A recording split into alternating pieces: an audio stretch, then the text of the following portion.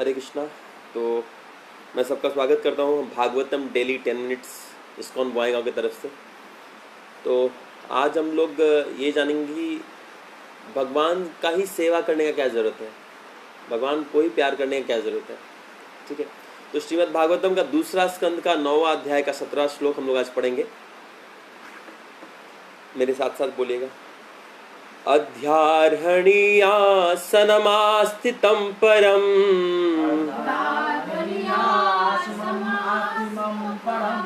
वृतं चतुषोडश च पञ्चशक्तिभिः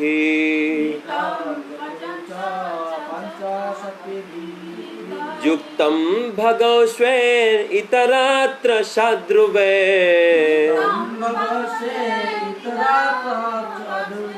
स्व एव धामन रममानमीश्वरम्।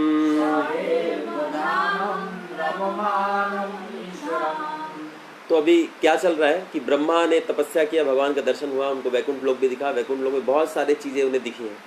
तो आज हमें देखें, कल हमने ये देखा था कि उससे पहले दिन देखा था कि सब लोग सेवा कर रहे हैं और भगवान क्या कर रहे थे, भगवान हंस रहे थे और सेवा एक्सेप्ट कर रहे थे। और भगवान क्या कर रहे हैं और बाकी लोग भी क्या कर रहे हैं, मतलब क्या सिर्फ इतने ही लोग सेवा कर रहे हैं? तो ये बताएं आज।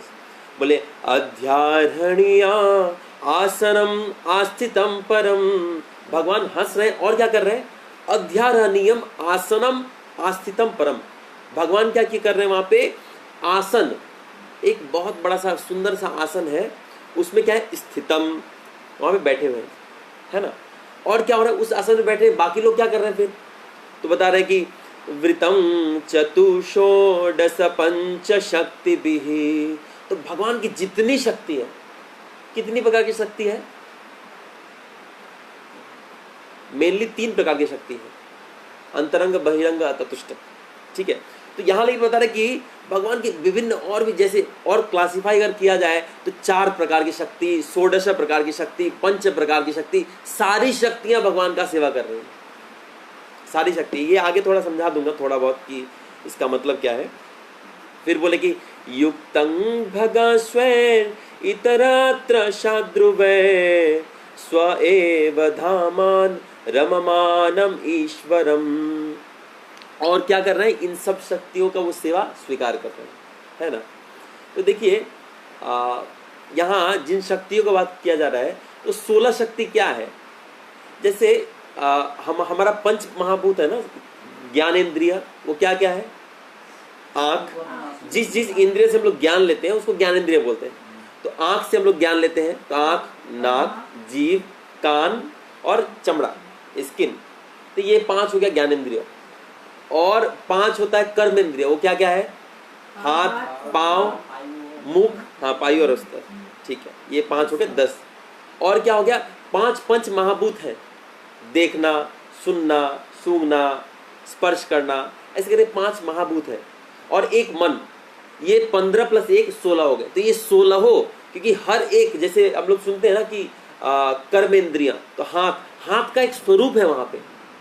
इस संसार में ऐसा कुछ भी नहीं जिसका स्वरूप नहीं है, हाँ सबका स्वरूप। जैसे इस संसार के जितने हाथ है वो उसके प्रतिनिधि है। वो प्रभुपाद यहाँ पे लिख रहे हैं तात्पर्य में कि हर किसी का एक स्वरूप है, वो वहां भगवान की सेवा कर रहे हैं भगवत धाम में। तो ऐसे विभिन्न प्रकार की भगवान की शक्तियां हैं, वो सभी भगवान की सेवा कर रहे हैं। तो प्रभुपाद यहाँ तात्पर्य बता रहे हैं कि अब देखने की बात है कि सब लोग दिन रात भगवान की सेवा क्यों कर रहे हैं, है ना। तो ऐसा इसलिए है कि एक व्यक्ति से कब आकर्षित हो जाता है ये जानना बहुत जरूरी है। कब कोई व्यक्ति से आकर्षित हो जाता है, इस जड़ जगत में भी एक व्यक्ति से कौन आकर्षित होता है, मतलब कौन नहीं, मतलब किस व्यक्ति से लोग ज्यादा आकर्षित होते हैं, हाँ इसको बोलते हैं जिसके षड ऐश्वर्य ज्यादा है ना, उसके साथ लोग आकर्षित होते हैं। जैसे देखिए षड ऐश्वर्य क्या क्या है, याद रखिएगा। पहला है जिसके पास बहुत पैसा है, ठीक है ना, धन। दूसरा है सौंदर्य, जिसका सबसे ज्यादा सुंदरता है या बहुत ज्यादा सुंदरता है। तीसरा है जो बहुत फेमस है, एकदम विख्यात है। चौथा है जिसका बहुत शक्ति है। पांचवा है जिसका बहुत ज्ञान है। और छठा है जो एकदम विरक्त है। तो ये 6 गुण जिसमें जितना मात्रा में रहेंगे, लड़का हो या लड़की, लड़की रहेंगे तो लड़के और लड़की दोनों आकर्षित होंगे। अब लोग सब सोचेंगे कैसे इसको बढ़ाएं। तो देखिए, ये ऐश्वर्य जिसमें जितना मात्रा में रहेगा उतना लोग आकर्षित होंगे। अभी देखिए, अंबानी के पास बहुत पैसा है, लेकिन वो संसार का सबसे अमीर आदमी नहीं है, तो कुछ लोग उससे आकर्षित हैं, लेकिन सब लोग नहीं है। या एक्टर एक्ट्रेस जो है वो लोग सुंदर है, लेकिन सबसे सुंदर नहीं है, कुछ दिन बाद ही उनसे सुंदर एक्ट्रेस या एक्टर आ जाते हैं, तो उनका पत्ता कम हो जाता है। तो ये षड ऐश्वर्य जिसमें सबसे ज्यादा है, उससे लोग स्वतः आकर्षित होते हैं, है ना। अब देखिए, भगवान में षड ऐश्वर्य कैसे है ये देखते हैं। क्या भगवान सबसे अमीर है? कोई सिद्ध कर सकता है कि भगवान सबसे अमीर है? कैसे? हाँ, बहुत अच्छा पॉइंट है। लक्ष्मीपति है। ऊपर से जब भगवान द्वारका में थे तो उनका महल तो सोना का था ही, उनका जो लोग थे उस द्वारका में सबका महल सोना का। जब भगवान छोटे से थे, मतलब छोटे से स्वरूप में थे, तो एक कुछ दाना दिए ऐसे चावल का और वो हीरा मोती बन जाता है। भगवान का जो भक्त, जिसको भगवान ने आशीर्वाद दिया, सब करोड़पति हैं। प्रभुपाद पे कृपा किया, प्रभुपाद इतने बड़े मंदिर के खोलने वाले बन गए। 40 रुपए थे बस प्रभुपाद के पास। तो भगवान सबसे अमीर व्यक्ति, उनका जो शिष्य है, उनका शिष्य नहीं बोला, उनका अनुयायी भृत्य, वो इतना ग्रेट अमीर हो जाते, तो भगवान कितना अमीर होंगे। किसी का कोई व्यक्ति कितना अमीर है वो देखने के लिए देखना चाहिए कि उसका नौकर लोग कितना अमीर है, कितना चाल में चलता है। जैसे अंबानी का नौकर कितना पैसा कमाता है, 12 लाख पर महीना। ठीक है यार, भगवान का सोना 12 करोड़ सोना स्वर्ण मुद्रा है, तो भाई वो नहीं भाई तुम ही ज्यादा हो, है ना। तो भगवान सबसे अमीर, जिस संसार का जितना धन, जितना प्रॉपर्टी, सब भगवान का है। आज कोई व्यक्ति अपने आप को धनी क्लेम कर सकता है, भगवान जब चाहे तब छीन सकते हैं। होता नहीं है क्या? कितने अमीर व्यक्ति हैं, एक बार हुआ कि एक दिन जुआ खेला, कुछ हुआ, सारा चला गया। क्यों? क्योंकि धन उसका था नहीं, उसने रखा था लेकिन उसका था नहीं। है किसका? परमात्मा का, भगवान का। उन्हीं का काम है इसका हाथ से लेके उसको दे देना, उसका हाथ से उसको ले देना। कैसे? कर्मफल के हिसाब से। बोले मेरा ही प्रॉपर्टी यूज करो तुम लोग। तो भगवान सबसे अमीर है। दूसरा, क्या भगवान सबसे सुंदर है? कोई एग्जाम्पल है जहां पता चलता है भगवान सबसे सुंदर है? हाँ, आज रॉकी को पूरा सही जवाब दे रहे। तो अनंत को सारे कामदेव भी उनसे आकर्षित हो जाते हैं। देखिए, लक्ष्मी सहस्त्र शत संभ्रम सेव्यमानम। जब लक्ष्मी देवी थी, जब समुद्र मंथन किया गया था, तो लक्ष्मी देवी आविर्भूत हुई थी। तो बताया जा रहा है उस लाइन में सब देवी देवता खड़ा हो गए थे, क्योंकि जिसके पास लक्ष्मी देवी आ जाती उसके पास सौभाग्य भी आ जाता। तो अब सब सोच रहे हैं कि सौभाग्य मेरे पास आ जाए। पता है, ब्रह्मा भी उस लाइन में खड़े हो गए थे, और यहां तक कि शिव भी खड़े हो गए थे।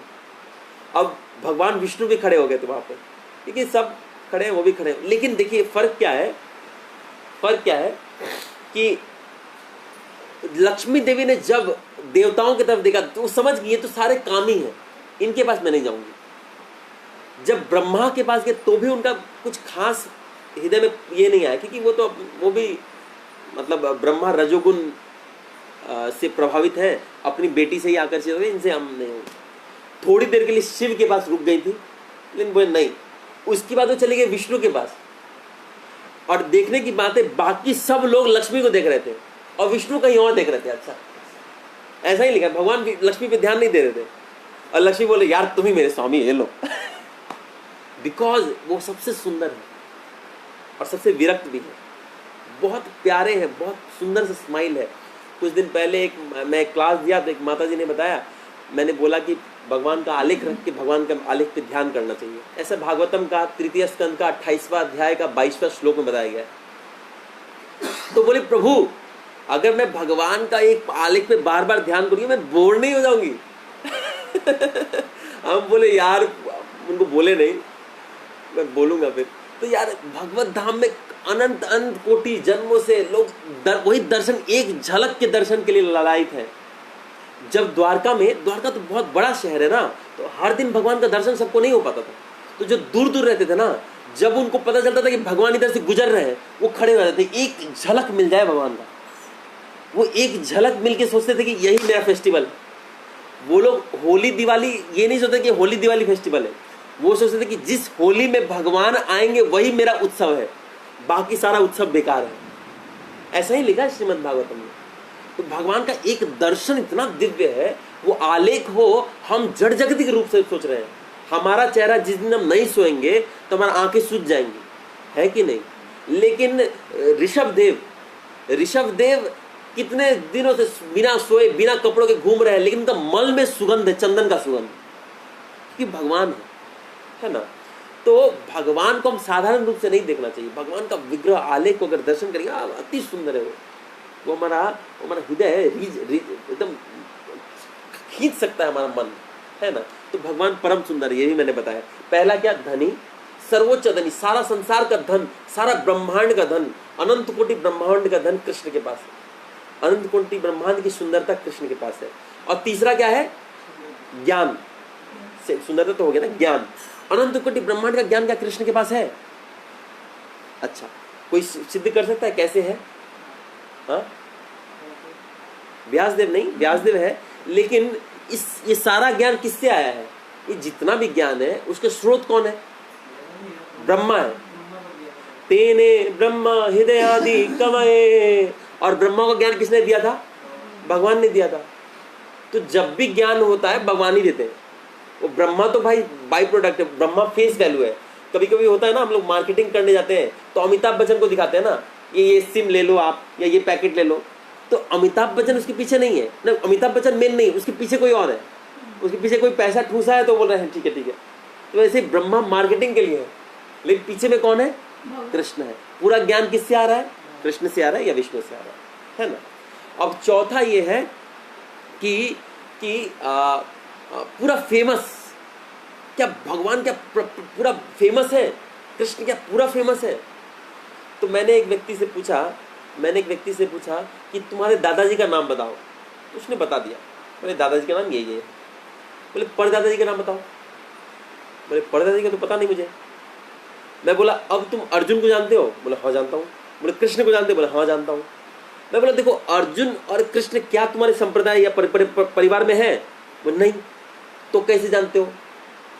तो मैंने बताया यही विख्यात है, जो भगवान या भगवान के भक्त, जो भगवान और भगवान के भक्त अगर एक जगह हैं या कहीं भी हैं, या कोई भगवान का शुद्ध भक्त है, तो अपने आप वो विख्यात हो जाता है।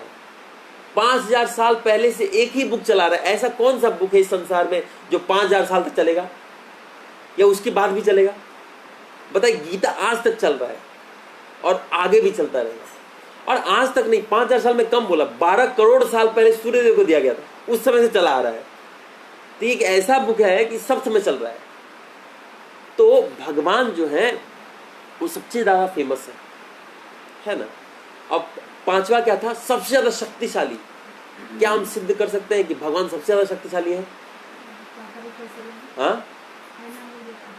हाँ, ये भी है। अपनी कानी उंगली से उन्होंने गोवर्धन को उठाया था और वराह रूप में पृथ्वी को उठाया। अरे वो तो छोड़ दो यार, पूरा ब्रह्मांड को शेषनाग के रूप में उठा रहे हो। तो भगवान सबसे ज्यादा शक्तिशाली है। अब ये जो लास्ट पॉइंट है उस पर मैं थोड़ा व्याख्या करना चाहूंगा कि भगवान क्या सबसे ज्यादा विरक्त है, ये सिद्ध करके बताइए। कैसे भगवान सबसे ज्यादा विरक्त है? विरक्त का मतलब होता है जिनको अपने सुख की चिंता नहीं, वो ज्यादा भोगी मतलब क्या होता है? अपने सामान से आसक्त। विरक्त मतलब होता है हमको जरूरत नहीं, चलेगा, कुछ नहीं होने से भी चलेगा। कोई सिद्ध कर सकता है कि कैसे भगवान सबसे ज्यादा विरक्त है? जल्दी, 10 मिनट का वीडियो।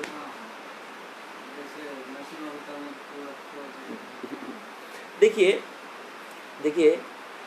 भगवान श्री कृष्ण जब धराधरती पे आए थे वो सबसे ज्यादा शक्तिशाली थे, उनके सामने किसी का नहीं चलता था। आपको क्या लग रहा है दुर्योधन और अर्जुन दोनों ही क्यों गए थे कृष्ण के पास? क्योंकि उनको पता था जिस साइड कृष्ण रहेंगे वो विजयी होगा, क्योंकि उस समय कृष्ण से ज्यादा शक्तिशाली कोई था ही नहीं। एक बार चक्र निकालेंगे पूरा घूम घूम में काट पाट के चलाएगा, है ना। तो कोई दिक्कत नहीं है। वो बोले कृष्ण बस मेरे साइड में आ जाओ, बस हो गया। जिधर कृष्ण रहेंगे। अब दुर्योधन को पता चले कृष्ण अस्त्र नहीं उठाएंगे तब ना वो ऐसा किया, नहीं तो वो बोल रहा वो कृष्ण को ही लेने आया था। अब क्या लॉजिक देता था? मैं तुम्हारा ये समझी हूँ, पहले मेरा हाथ चलता है, समझी भाई भाई, दुर्योधन भाई, अर्जुन बाद में है ना। तो सब जानते थे कृष्ण सबसे ज्यादा शक्तिशाली है। और तो उस समय में सबको पता था कृष्ण सबसे ज्यादा शक्तिशाली है। लेकिन देखिए कृष्ण सबसे ज्यादा शक्तिशाली होने के बावजूद भी इस भारत का सम्राट किसको बनाए? युधिष्ठिर को बनाया, अपने भक्त को खुद नहीं लिए। वो चाहते तो बोलते अर्जुन सारथी किसी और को बना, दोनों साथ में बैठे बात करके चलेंगे।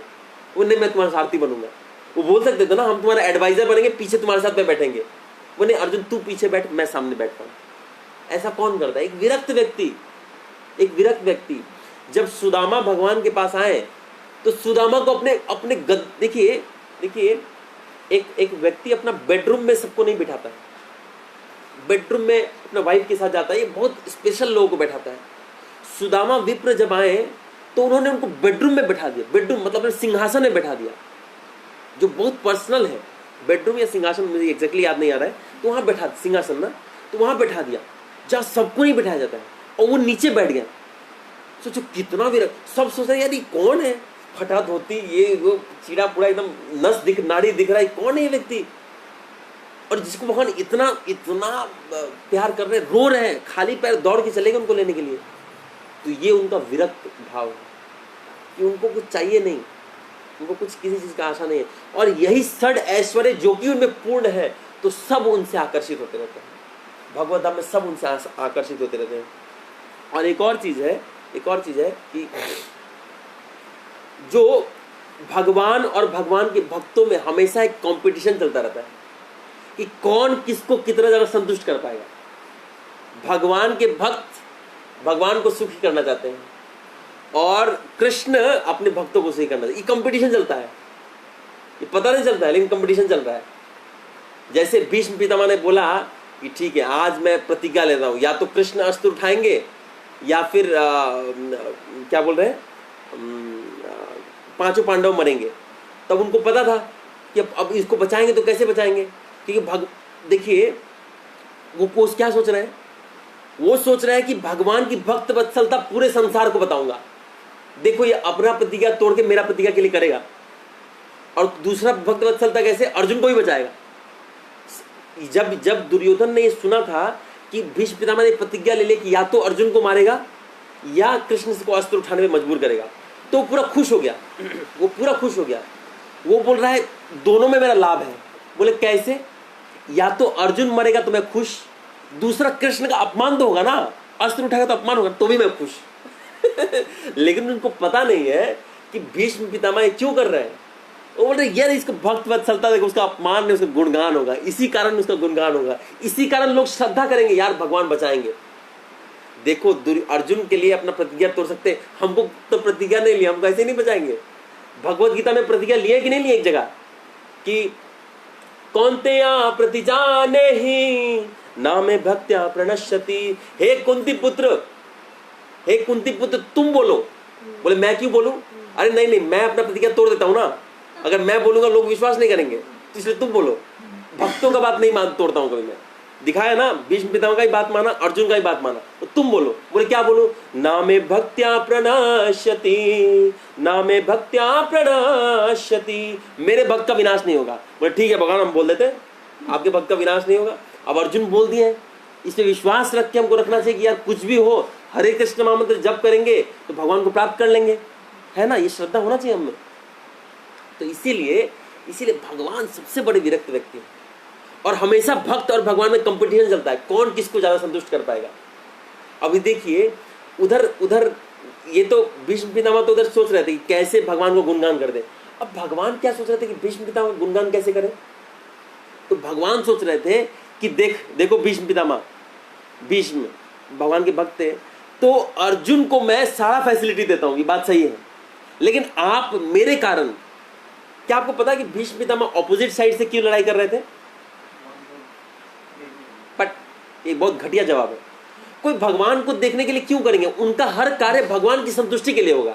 अगर वो खुद को संतुष्ट करना चाहेंगे तो ये तो भक्ति नहीं हुआ ना। क्या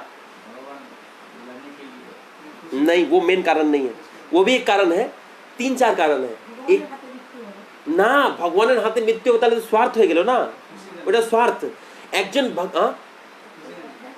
हाँ, जैसे क्या होता है ना, एक भक्त कभी भी स्वार्थी नहीं होता है। इसका मतलब जब तक हम लोग स्वार्थी हैं हम लोग भक्त नहीं है। तो क्या हुआ, वो सोच रहे थे, अभी देखिए सब लोग सोचे कि जिस तरफ कृष्ण रहेंगे उस तरफ हम लोग जाएंगे। सारे असुर सोच लिए थे, अगर कृष्ण पांडव के साइड में जाएंगे तो हम भी पांडव के साइड में जाएंगे, अगर कृष्ण कौरव के साइड में जाएंगे तो हम कौरव के साइड में जाएंगे। तो ये जो दुर्योधन है पहले ही गए थे सर के पास कि हमारे साइड में चलो, बोले नहीं पहले तुम पता करो कृष्ण किसके साइड में जा रहे हैं, जिसके साइड में कृष्ण जा रहे हैं हम भी उधर ही जाएंगे। तो दोनों गए थे कृष्ण के पास।